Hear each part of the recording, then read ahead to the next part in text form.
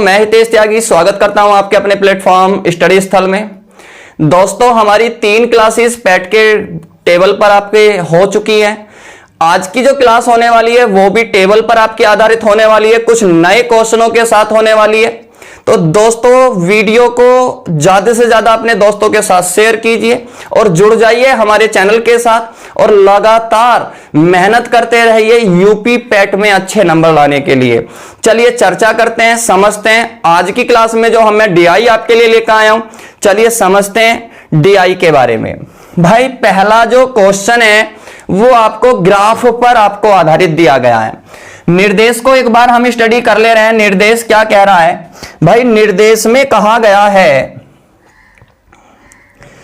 निर्देश में कहा जा रहा है कि इस बार ग्राफ में 2 क्रमागत वर्ष 2018 और 2019 में किसी डीलर द्वारा 6 शाखाओं से कारों की बिक्री को दर्शाया गया है।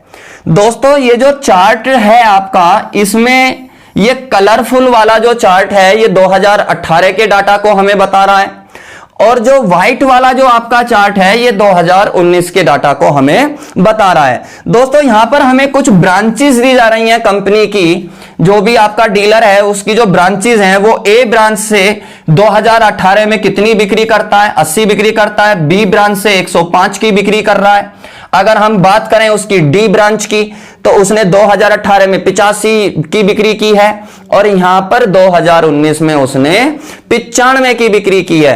तो इस डाटा को बड़े ध्यान से हमें पढ़ना है और निम्न प्रश्नों के हमें उत्तर देने हैं। तो चलते हैं हम अपने क्वेश्चनों की सीरीज की तरफ और देखते हैं पहला क्वेश्चन कि भाई क्वेश्चन तो बड़ा ही आसान है। कह रहा बार ग्राफ में 2018 में हुई औसत बिक्री ज्ञात करें। दोस्तों हमें 2018 में जो इस डीलर द्वारा जितनी भी बिक्री की गई है हमें उसका औसत फाइंड करना है। और औसत निकालने के लिए हमें करना क्या होता है दोस्तों? तो number of sum of all numbers upon total numbers, संख्याओं का कुल योग बटे संख्याओं की, है ना, टोटल संख्याएं, ब्रांचेस की संख्याएं। कौन से डाटा की बात कर रहा है दोस्तों? 2018 में यहां पर कितना है? 80।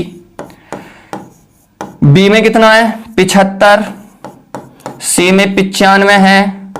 डी में 85।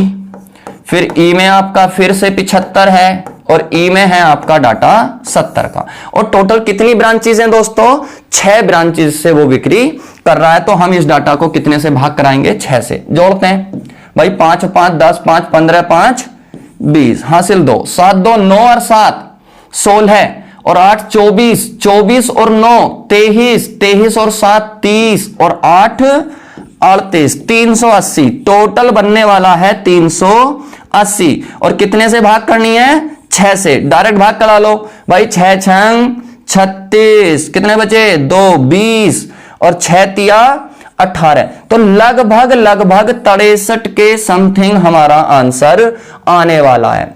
ठीक है भाई, चलते हैं अगले क्वेश्चन की तरफ। अगला क्वेश्चन है कि वर्ष 2018 में सभी शाखाओं में हुई बिक्री।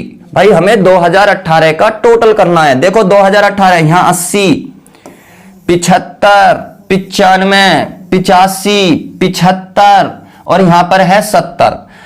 कितना टोटल बनता है इसका? भाई अभी तो हमने जोड़ा था, एक बार फिर जोड़ लो। 5 5 10 5 15 5 20 20 की 0, हासिल 2 7 2 9 9 और 7 16 16 और 8 24 24 9 33 33 और 7 40 और 8 48 480।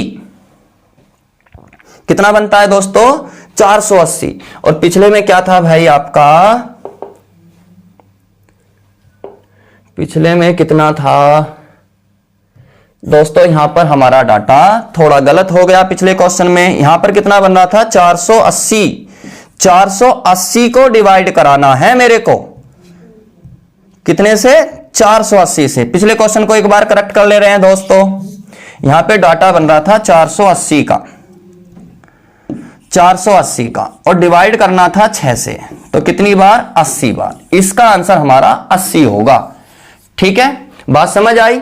चलते हैं भाई नेक्स्ट क्वेश्चन, डाटा कितना बना 2018 में 480 और बात करी गई है 2019 में सभी शाखाओं में हुई कुल बिक्री से कितने प्रतिशत कम है। 2019 का भी टोटल, भाई 2019 का टोटल 105, 65, 170, 170 और 110 कितने हो गए 280।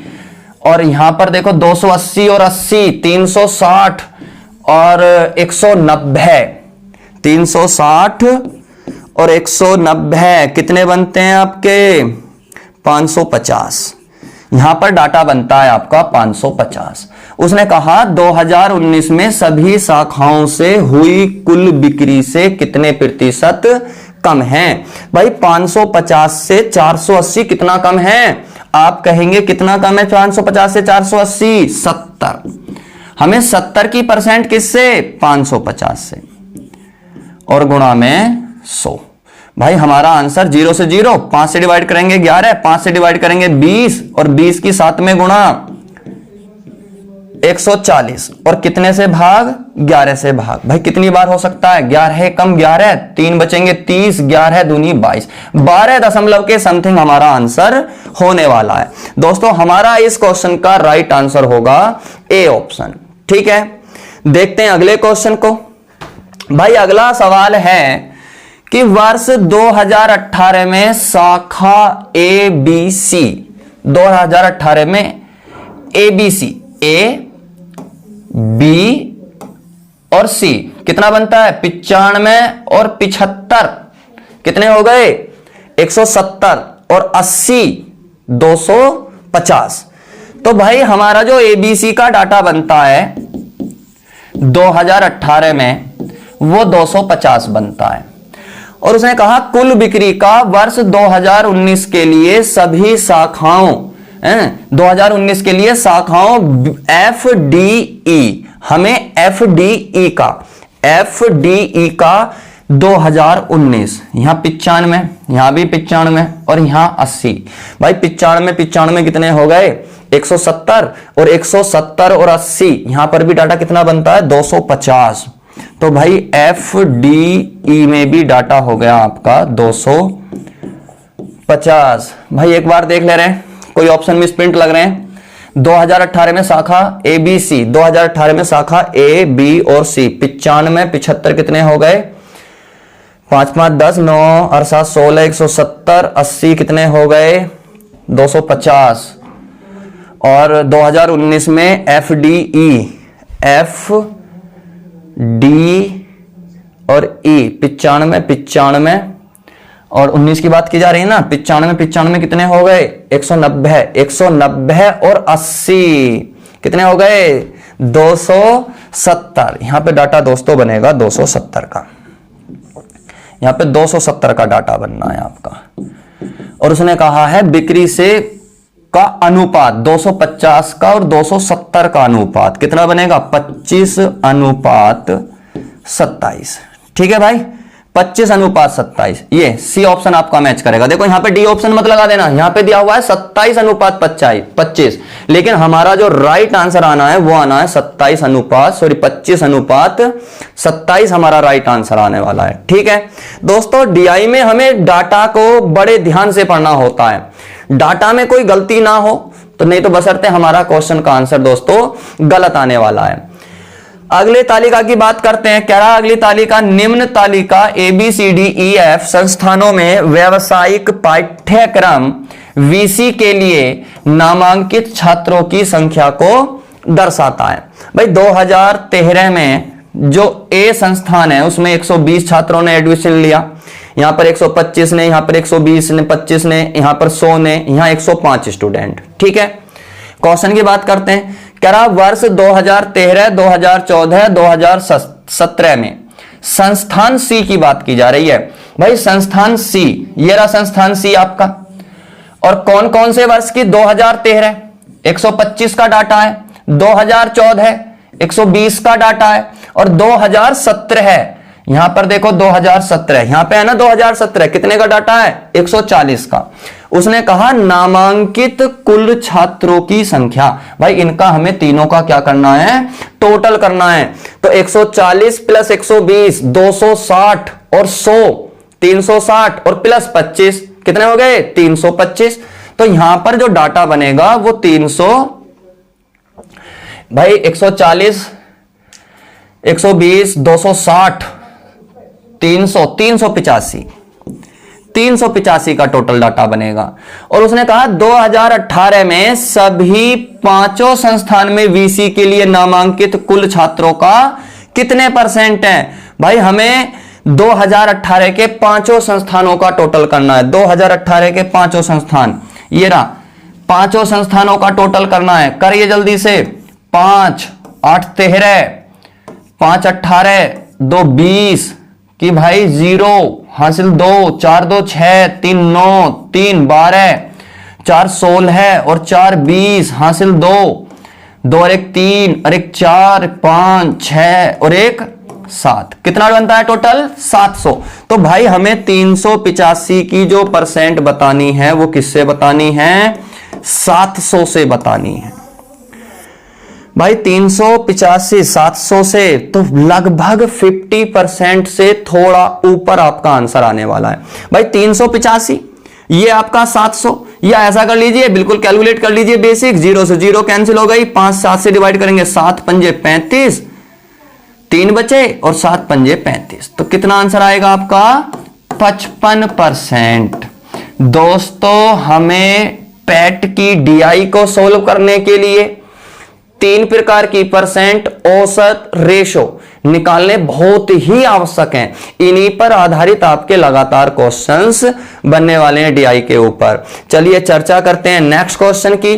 भाई अगला प्रश्न है कि 2016 में संस्थान ACE 2016 में, ये रहा 2016 A C और एक E, करो टोटल 7 और 8 15 और 5 20 20 की हो गई भाई 0 हासिल 2 4 2 6 3 9 और 3 12 हासिल लगा 1 2 3 और 1 4। यहां पर टोटल बनता है दोस्तों 420 की कुल संख्या।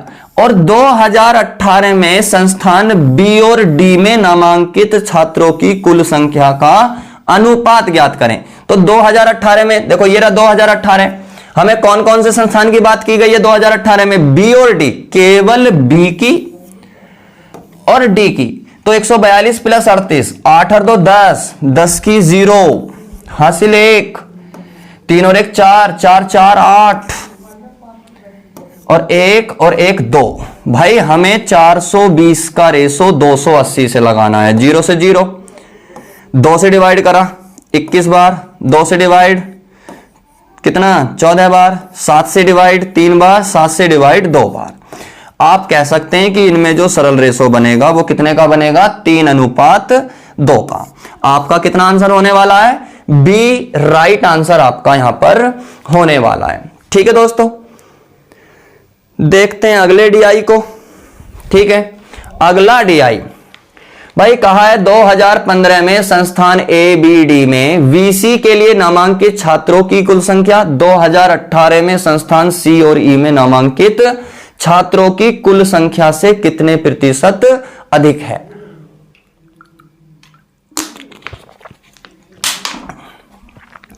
किन किन का निकाल लें। 2015 में ABD, ये रहा 2015, ए का डाटा ये रहा, एक बी का डाटा चाहिए और एक हमें चाहिए डी का डाटा।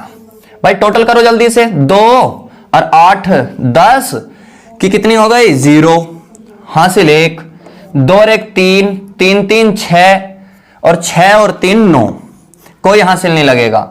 1 1 2 और 1 3। तो यहां पर जो डाटा बनता है वो टोटल बनता है दोस्तों 390 का। नामांकित छात्रों की कुल संख्या 2018 में सी और ई संस्थान में छात्रों की कुल संख्या से कितने प्रतिशत अधिक है। भाई 390। अब हमें 2018 का सी और ई और देखना है। ये रहा 2018, सी कितना है 135, ई कितना है 145, इनका और टोटल कर लो। भाई 5 और 5 10 हासिल 1, 4 3 7 और 1 8 और 1 और 1 2, ये 280। कह रहा 280 से 390 कितने परसेंट ज्यादा है? भाई ज्यादा की परसेंट निकालनी है। भाई 280 से तुलना की जा रही है तो 280 को हर बनाओगे, बिल्कुल आसान है। कितना ज्यादा है 280 से 190? आप कहेंगे 390 280 से 110 ज्यादा है और गुणा में 100। भाई 1 0 से 0 अलग हट गई, 11 100 को चलो 2 से और डिवाइड कर लो, अभी थोड़ा और डिवाइड करा ले रहे हैं थोड़ा। भाई 2 से डिवाइड करेंगे 14 बार, 2 से डिवाइड 5 बार, 2 से फिर कर लो 7 बार, 2 से कर लो कितना 55 बार, 55 पंजे कितने हो गए 275। और कितने से भाग करनी है 7 से, 7 तिया 21, कितने बचे 6 65 और 7 9 63, 39 दशमलव के आंसर लगभग में हमारा आने वाला है। तो हमारा जो राइट आंसर होगा वो होगा दोस्तों 39.3%। बात समझ आई होगी। देखते हैं अगले क्वेश्चन को। भाई अगला क्वेश्चन है 2014, 2015, 2017 में संस्थान बी में नामांकित छात्रों की औसत संख्या। भाई अब की बार 2014, 2015 और 2017 में बी वालों की बात की जा रही है। कौन कौन से? 2014 में बी कितना है भाई 132, 2015 में बी कितना है 138 और 2017 में कितना है 135। इन तीनों का औसत। भाई औसत क्या होता है? योग बटे संख्या। तो भाई जोड़ लेते हैं 132 प्लस 138 या यूनिट जोड़ लो, 2 और 8 10 और 5 15 का 5 हासिल 1, 3 और 1 4, 3 7 और 3 10 हासिल 1, 1 और 1 2 और 1 3 और 1 4। तो यहां पे जो टोटल बनता है वो बनता है आपका 405। और आगे उसने कहा गया है भाई 405 टोटल ही तो बना, और एवरेज बनाएंगे तो हम इसे कितने से भाग करेंगे 3 से, तो इसे एवरेज भी बना लो। तो 3 एकम 3, 3 से भाई 4 में कितनी बार 1 बार, 3 तिया 9 और 3 पंजे 15। तो इसका एवरेज कितना बनेगा 135 इसका एवरेज बनेगा। और फिर पूछा है 2013 2018 में संस्थान ई। भाई 2013 में संस्थान ई और 2018 में संस्थान ई 105 145 कितने हो गए 250। कह रहा नामांकित छात्रों की औसत। भाई इधर देखो टोटल, यहां पे जो टोटल बनता है वो बनता है 250 का, 2 का औसत है 250, तो 1 का यहां पर औसत कितना बनेगा 125 के बराबर, और यहां पर औसत कितना बना 135 के बराबर। उसने पूछा है कि नामांकित छात्रों की औसत संख्याओं का योगफल क्या होगा। भाई पहला औसत 135, दूसरा औसत बन रहा है 125 का, जोड़ लो जल्दी से। भाई 5 5 10 की 0 हासिल 1 हो जाएगा, 2 और 1 3 और 3 6 और 1 और 1 2, कुल मिला के जो इनके एवरेज का जो सम बनेगा वो 260 आपका यहां पर दोस्तों बनने वाला है। बात समझ आ गई होगी।